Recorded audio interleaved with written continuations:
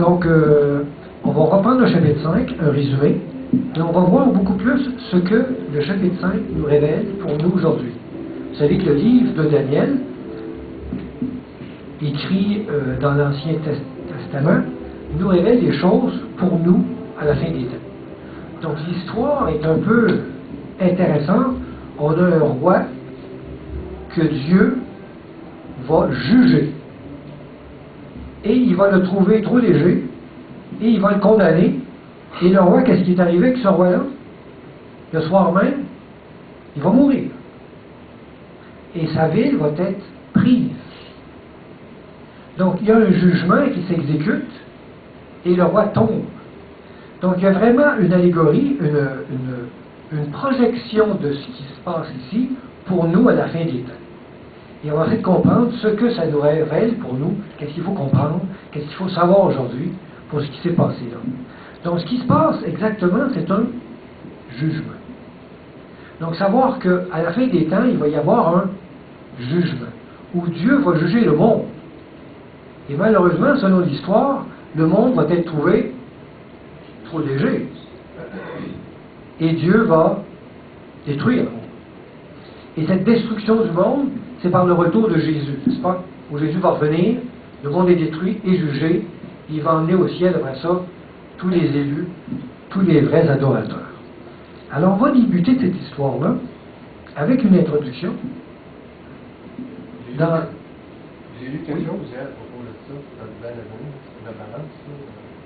Question de balance, Ouais, c'est une question de jugement. C'est ça. On va tous être au jugement aussi. Juger. Puis on va être. Exactement. Et ça, Alors, si on passe la plus vers Dieu. c'est ça. Si on passe pour la vie éternelle ou si on passe pas. Et on passe tous en jugement au fond, pour savoir si vraiment on va au ciel ou on n'y va pas. Lors du retour de Jésus. Autre chose, André? Ça va? Comme introduction, je voulais amener ce texte dans 1 Corinthiens 10, verset 11. Les choses leur sont arrivées pour servir d'exemple et elles ont été écrites pour notre instruction. À nous, qui sommes parvenus à la fin des siècles. Ainsi donc, que celui qui croit être debout prenne garde de tomber. C'est qui a dit ça? C'est Paul. Quand il écrit sa lettre aux Corinthiens, il nous demande que ces choses, comme par exemple Daniel, l'histoire, a été écrite pour notre instruction, pour savoir ce qui va se passer à la fin des temps. Le livre de Daniel, au chapitre 5, est un peu spécial parce qu'il faut connaître un peu, comme Sébastien l'a introduit, ce qui s'est passé autour, l'histoire. Parce qu'on rentre à l'intérieur d'une histoire un petit peu spéciale. Donc, il faut savoir que nous sommes à la veille de la prise de Babylone par Cyrus, soit le 12 octobre 539 avant Jésus-Christ. C'est l'histoire de la veille de la prise de Babylone. Daniel est âgé de 84 ans. Quand le roi fait venir Daniel, il a 84 ans. Le roi Nebuchadnezzar est mort depuis 23 ans, à l'âge de 67 ans. Et 3 rois lui ont succédé à Nebuchadnezzar. Le roi qui est en vie, c'est Nabonide qui règne, fils de Nebuchadnezzar. Il est membre de la fraternité des grands prêtres de Babylone. Donc ce roi-là adore quel Dieu? Est-ce qu'il adore le Dieu de Daniel? Non. Il adore d'autres dieux. Vous savez, Nebuchadnezzar, avant de mourir, adorait quel Dieu? Il s'est converti et il était revenu adorer, il avait compris et adoré le Dieu de Daniel, le vrai Dieu. Mais pas son fils. Nabonide a eu un règne de 17 ans. Mais après 6 ans de règne, il décide de déménager avec sa famille dans une petite oasis plus à l'ouest nommée Théma. Il s'en va rester là avec sa femme. Il laisse son fils Belshazzar régner à Babylone. Et Belshazzar est jeune. Il a 15 ans quand il débute son travail de gérer la ville de Babylone. On poursuit. Le roi Belshazzar connaît bien Daniel. Il connaît son Dieu, puis il connaît l'histoire de son grand-père Nebuchadnezzar, qui s'est converti. Le roi Belshazzar, petit-fils de Nebuchadnezzar, est alors âgé de 25 ans quand ce chapitre 5 est écrit et que la ville de Babylone tombe. Il est, lui, le commandant en chef de l'armée babylonienne. Et si l'armée babylonienne, ça va pas bien, et s'il y a un siège autour de Babylone, c'est un peu de sa faute. 2 ans plus tôt, Belshazzar fut défait dans une bataille contre Cyrus, roi de Perse. La ville de Babylone est assiégée depuis ce temps. Donc les conquêtes ne vont pas bien. La ville de Babylone semble une forteresse, imprenable, avec ses murs massifs et ses portes d'airain. Elle est abreuvée par la rivière Euphrate, qui est presque un fleuve. Il y a des provisions pour tenir un siège de 20 ans. Donc, il s'en fait pas. Le roi se croit en sécurité, vivant dans l'allégresse et la festivité. C'est pas terminé. Cyrus est le commandant des armées médo-perses qui attaque la ville de Babylone. Il fit un ingénieux stratagème, comme Sébastien disait. Lui et ses soldats détournèrent le fleuve Euphrate. Ils l'ont détourné et le mirent à sec. Ils purent ainsi entrer dans la ville de Babylone en passant par le lit de la rivière sous les murailles de la ville. Et on ne sait pas pourquoi les grilles n'étaient pas fermées jusqu'au fond. Tandis que Belshazzar et ses gardiens s'adonnaient aux festivités, la ville était laissée sans défense. Les autres y fêtaient. Avant que les dirigeants fussent avertis, l'ennemi était dans toute la ville, rendant leur fuite impossible. Vous savez, Jésus il dit, avant qu'ils reviennent, on va festoyer, le monde ne s'apercevra pas, et la fin va être soudaine. Une des épouses du roi, Nebuchadnezzar, une reine, est présente et vit encore à l'âge exceptionnel de 107 ans. Selon les archives, il y avait une reine du roi Nebuchadnezzar qui était encore en vie au moment que l'histoire a été écrite. Alors là, on ouvre notre livre de Daniel au chapitre 5 et au premier verset. Ce qui est en blanc, c'est le texte de la Bible, et ce qui est en jaune, c'est moi qui l'ai ajouté. D'accord? Et on va commenter le texte pour s'assurer qu'on a tout bien compris. Mais on va prendre le texte et on va le amener ce que ça veut dire aujourd'hui, en 2011. Pour nous, ça parle dessus, ce texte. C'est une belle histoire quand même, mais ça va nous dire quelque chose. Allons-y. Le roi Belshazzar donna un grand festin à ses grands au nom de 1000 et il but du vin en leur présence. Ça projette l'idée qu'à la fin des temps aujourd'hui, il y aura de l'excès dans le boire et le manger et la luxure. Matthieu 24, 37, Jésus disait, « Les hommes mangeaient, buvaient, se mariaient, et ils ne se doutèrent de rien, comme à l'avènement du Fils de l'homme. » Donc quand Jésus va venir, il va y avoir ce genre de situation, où on festoie et on laisse complètement de côté l'idée que la ville est en train de tomber. Verset 2. Belshazzar, quand il eut goûté au vin, fit apporter les vases d'or et d'argent que son père Nebuchadnezzar avait enlevés du temple de Jérusalem, afin que le roi et ses grands, ses femmes et ses concubines s'en servissent pour boire.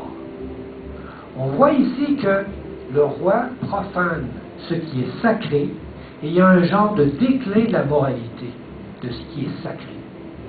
On s'en sert pour boire et pour s'amuser. Il va y avoir ce genre de mentalité au temps de la fin. Alors on apporta les vases d'or qui avaient été enlevés du temple, de la maison de Dieu à Jérusalem, et le roi et ses grands, ses femmes et ses concubines s'en servirent pour boire. Ici, on voit que l'intempérance, dans l'excès du manger et du boire, empêche le discernement entre le sacré et le profane. Il en sera de même à la fin des temps. C'est ce qu'on voit aujourd'hui. Verset 4. Ils burent du vin et ils louèrent les dieux d'or, d'argent, d'airain, de fer, de bois et de pierre. Ils adorent quoi? Toutes sortes de choses inutiles. Il y aura de fausses dévotions et de fausses doctrines aujourd'hui. Par exemple, l'eau bénite qui a un pouvoir de guérison. Le crucifix qui a un pouvoir de chasser les démons. On voit ça souvent dans les films encore. La médaille de Saint-Benoît qui a un pouvoir de nous protéger du malheur. Il y en a encore qui la portent et qui se pensent protégés. Verset 5. Ils mettent leur confiance dans des choses qui sont fausses. Verset 5. En ce moment, apparurent les doigts d'une main d'homme qui écrivirent en face du chandelier sur la chaux de la muraille du palais royal. Le roi vit cette extrémité de main qui écrivait.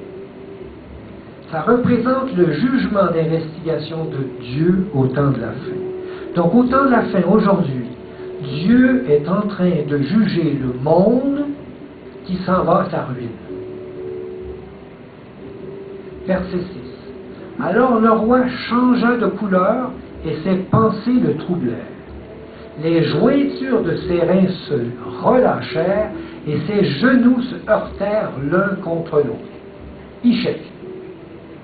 Ça représente le manque de respect blasphématoire des choses sacrées se transformera à la fin des temps à une épouvante et délirante qui surpassera toute maîtrise de soi quand on va s'apercevoir que le jugement est venu et qu'il est contre eux. Les gens vont vraiment avoir peur. On fait pipi dans les culottes. Oui, c'est ça.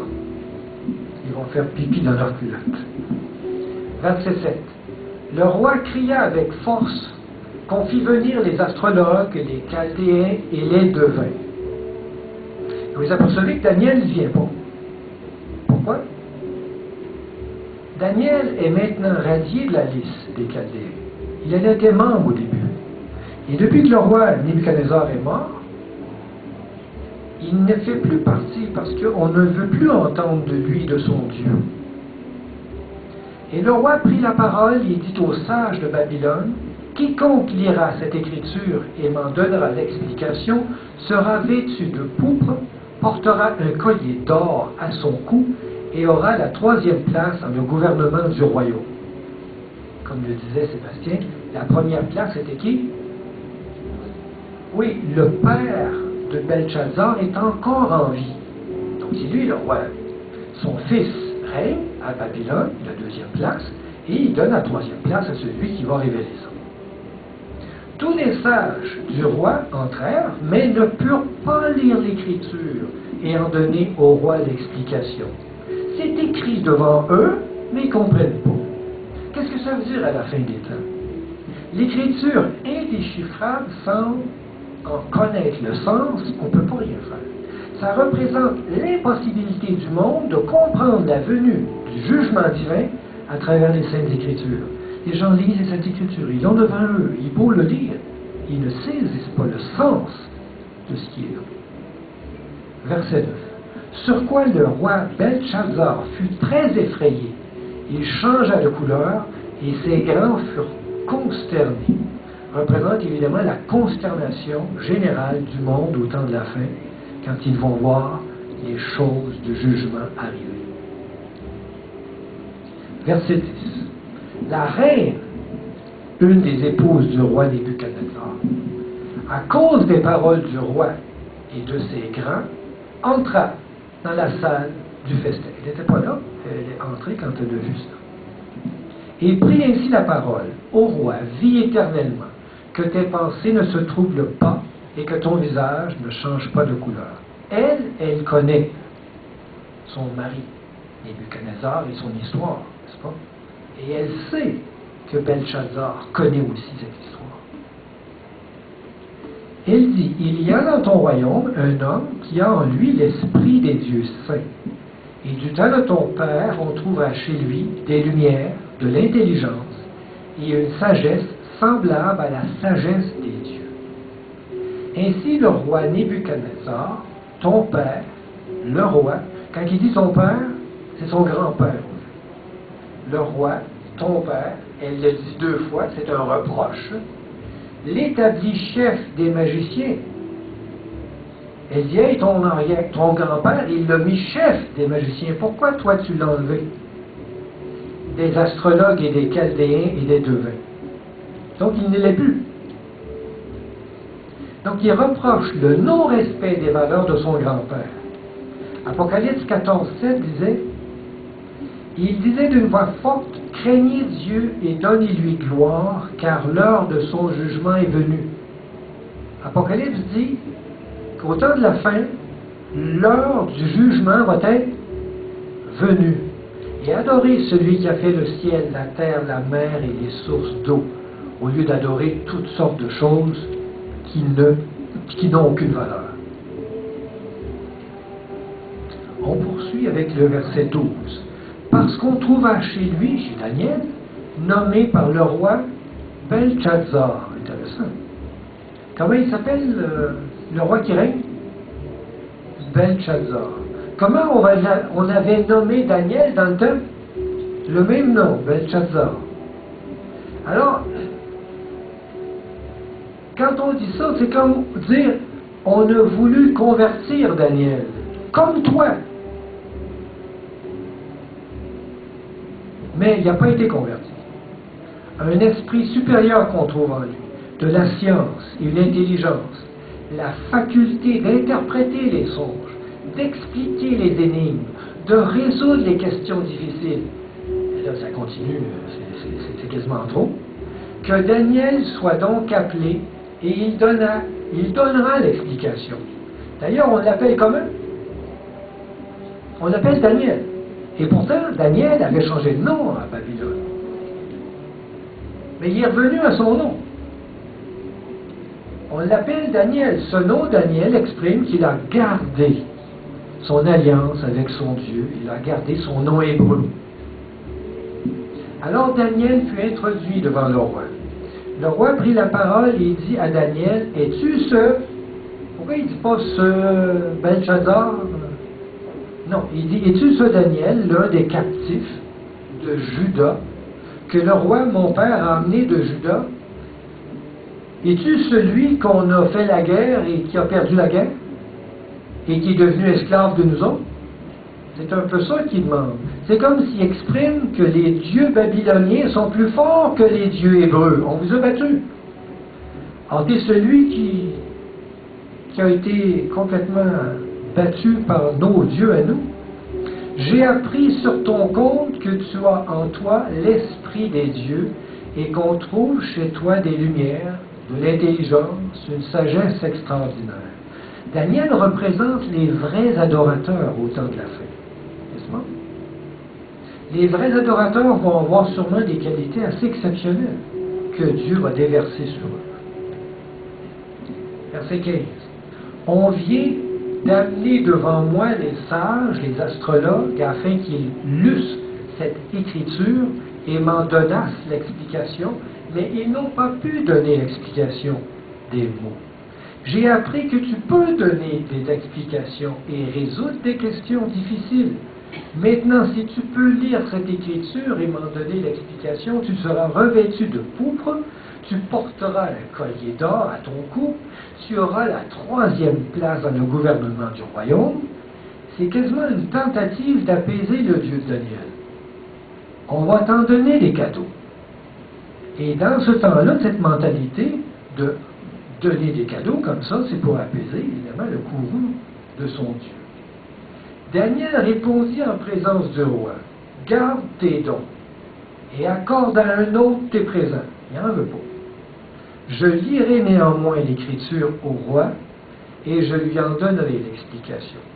Exprime vraiment un détachement de tout ce qui est de richesse, de tout ce qui est d'honneur. Et les vrais adorateurs vont avoir ce détachement. Ah, excusez, Oui, André. c'est qui avait la deuxième place? Ils ont donné la troisième place. Donc, le roi Nabo, le père de Belshazzar Ouais. avait la première place.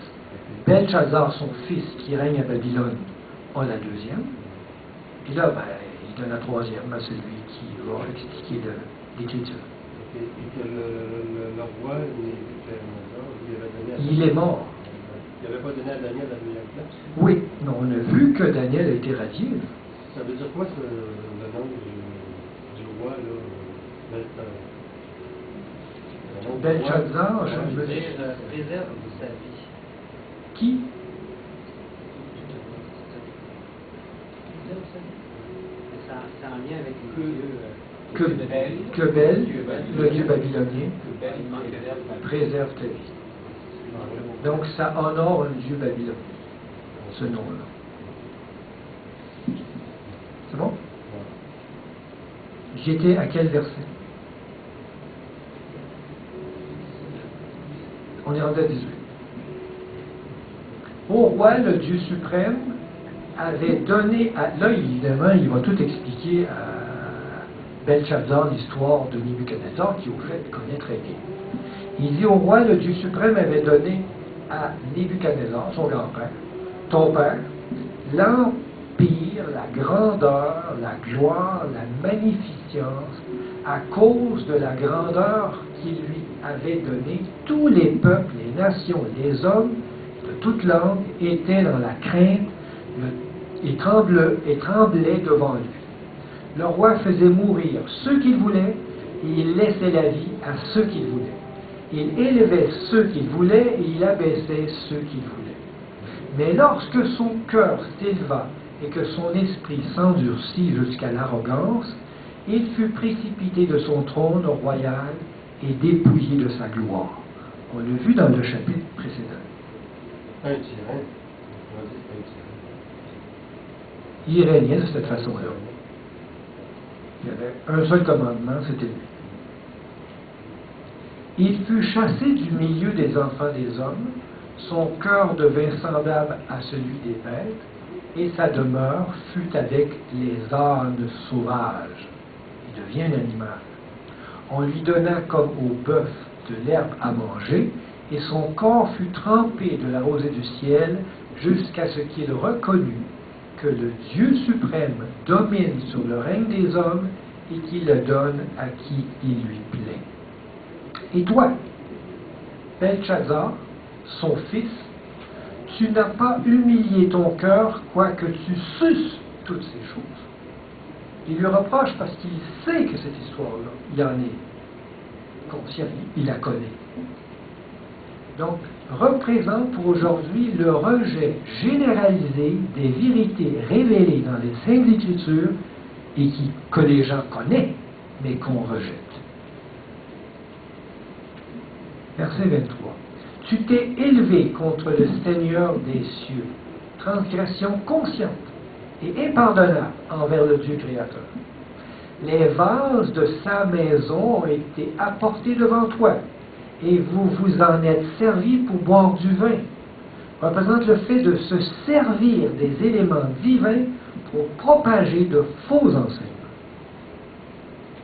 Toi et tes grands, tes femmes et tes concubines, tu as loué les dieux d'argent, d'or, d'air et de bois, de fer, de pierre, qui ne voient point, qui n'entendent point et qui ne savent rien.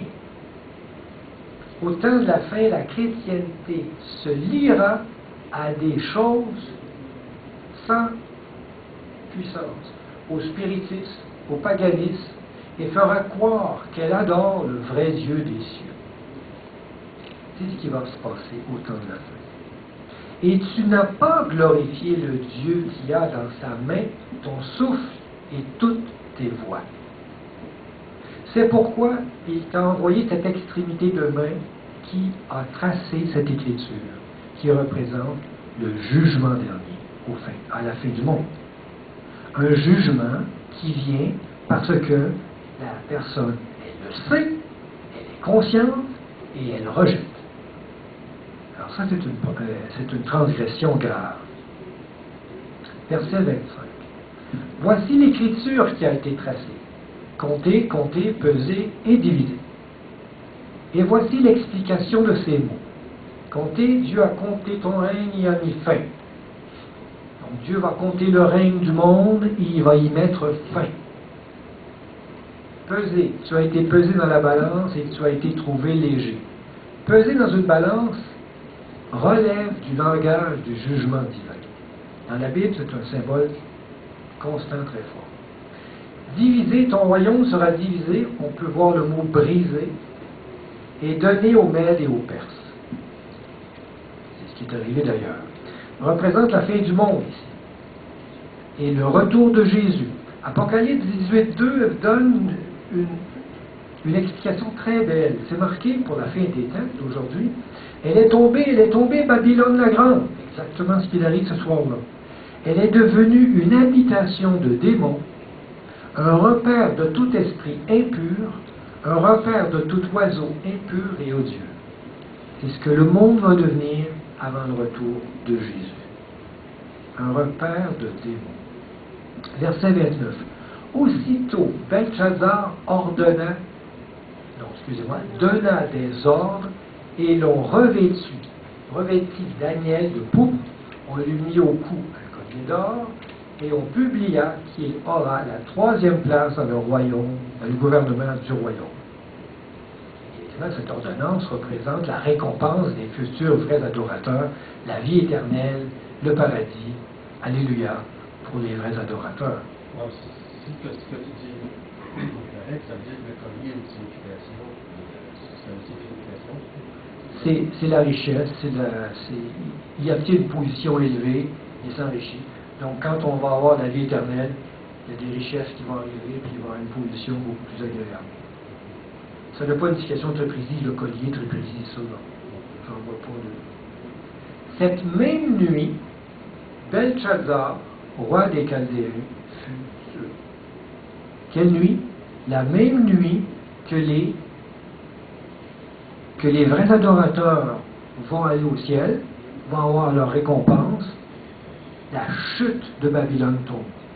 Et on voit dans l'Apocalypse 18.7, c'est marqué, autant elle s'est glorifiée et plongée dans le luxe, on parle de Babylone, comme une image de Babylone pour les temps d'aujourd'hui, autant donnez-lui de tourments et de deuil. À cause de cela, en un même jour, donc c'est très rapide, ces fléaux arriveront, la mort, le deuil, la famine, et elle sera consumée par le feu, car il est puissant, le Seigneur Dieu, qui l'a jugé. Donc c'est vraiment l'idée d'un jugement et d'une chute soudaine et rapide. C'est ce qui va arriver à la fin du monde. Et Darius, le Mède, c'est l'oncle de Cyrus, s'empara du royaume, étant âgé de 62 ans. Et il devient un roi du monde.